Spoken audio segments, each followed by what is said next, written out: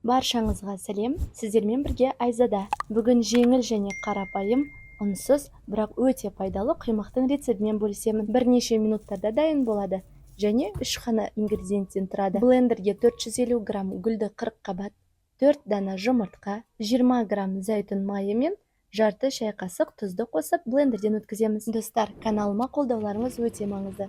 Сондықтан тіркеліп, басқа да видеоларымды көріп, менімен бірге әзірлеңіздер. Құймағымыздың қамыры дайын. Орта отта қызып тұрған табаға ерітілген майды салып, құймақтарды үлкен немесе кіші қасықпен саламыз.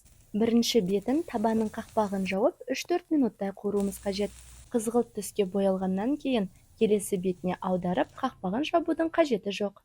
Осылайша барлық құймақтарды қуырып шығамыз. С дәруменіне, В, К витаминдеріне бай құймақтарымыз дайын болды. Және бұл құймақтарды қаймақпен жеуге кеңес беремін. Астарыңыз дәмді болсын.